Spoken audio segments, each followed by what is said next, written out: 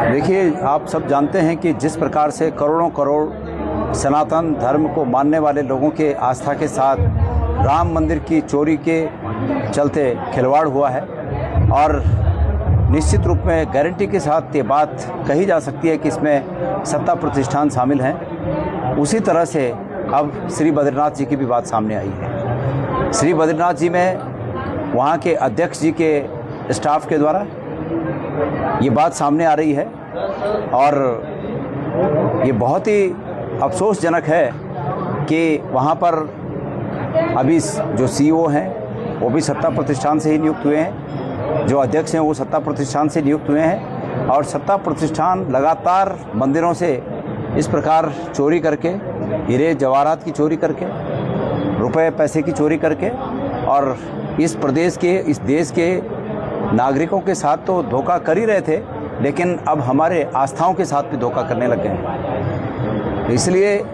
ये बहुत ही दुर्भाग्यपूर्ण है। मैं खास करके श्री बद्रीनाथ जी में जो घटना घटी है, जो आरोप सामने आए हैं, मैं मांग करना चाहता हूं, और उस मांग को बल देने के लिए मैं यहाँ पर हमारे सभी साथियों के साथ मौन उपवास पर हम बैठ रहे हैं। ये मांग हमारी ये है कि इस प्रकरण की एक जॉइंट पार्लियामेंट कमेटी, मतलब विधानसभा की एक समिति बनाकर, जिसमें विपक्ष के लोग इसको हेड करें, हमारे नेता प्रतिपक्ष उसको हेड करें, या कोई अन्य जो हैं उनको हेड करें। सरकार चाहे तो मैं भी उसमें शामिल हो सकता हूं, क्योंकि मैं श्री बद्रीनाथ केदारनाथ समिति में अध्यक्ष रहा हूं। मुझे पता है कि कहाँ क्या क्या लीकेज होते थे, हमने बंद किए, अब क्या क्या हो रहा है, मुझे भी वो बातें पता हैं। इसलिए एक जॉइंट पार्लियामेंट कमेटी बने, और अगर सरकार ये चाहती है कि भाई जॉइंट पार्लियामेंट कमेटी नहीं बनानी है तो न्यायिक अभिरक्षा में ये जांच हो, लेकिन इसकी जांच होनी चाहिए।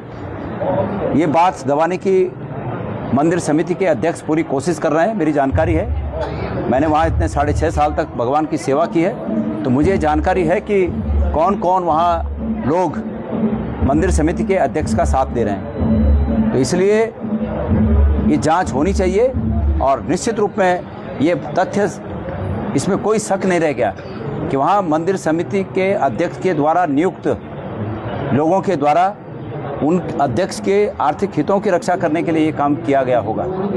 निश्चित रूप में कोई इसमें वो नहीं, पर अंत में ये सब जांच से ही सत्य सामने आएगा। ये बहुत ही दुर्भाग्यपूर्ण है। इस प्रदेश की जनता को मैं कहना चाहूँगा कि एक नज़र इधर भी फेरिए। जिस सरकार को आप अपने कल्याण की सरकार सोचते हैं, वो सरकार आपके कल्याण की नहीं, लेकिन मंदिरों को भी लूट कर अपना कल्याण कर रही है। तो इस प्रदेश के लोग जरा इधर भी ध्यान देंगे, मेरा ऐसा विश्वास है। आरोप ये लगता था कि बीजेपी पर की बीजेपी बात सुनिए, ये राजनीति थोड़ी है। मंदिरों को लूटा जा रहा है, हम भगवान की शरण में न जाएं तो कहाँ जाएं? और मंदिर क्या हमारे लिए बाढ़ है क्या? मंदिर क्या हमारे लिए बंद कर दिया बीजेपी ने? बीजेपी के अंदर ये ताकत है कि वो हमारे लिए मंदिर बंद कर सके? बीजेपी दिखावे का धर्म दिखाती है, दिखावा है उनका धर्म। हम जीते हैं धर्म को। मैं 6.5 साल श्री बद्रीनाथ और केदारनाथ का अध्यक्ष रहा, और बीजेपी की सरकार है आज, बाल बराबर भी पता कर ले। हमने उस पद को, जो आदि शंकराचार्य जी ने संस्थान स्थापित किया, उस संस्थान का अध्यक्ष बनकर हमने अपने को गौरवान्वित महसूस किया, और हमने जो वहाँ पर सेवा की, उस पवित्र सेवा से पूरा प्रदेश गौरवान्वित हो सकता है। हमने ऐसी सेवा की। मेरे वहाँ से हटने के बाद केदारनाथ में सोने की गड़बड़ हुई, मेरे वहाँ से हटने के बाद आज बद्रीनाथ में जो चढ़ावा है उसकी चोरी की बातें सामने आ रही हैं।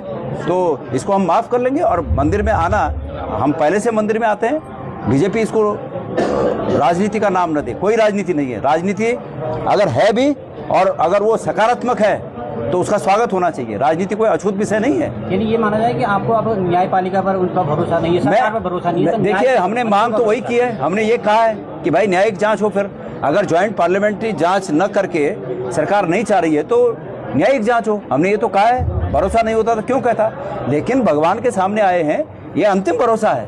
भगवान ही इनका संहार कर सकता है। भगवान ही इस मानसिकता को, जो कि सिर्फ लूटने की मानसिकता है, भगवान ही इस मानसिकता को जो है संहार इनका कर सकता है।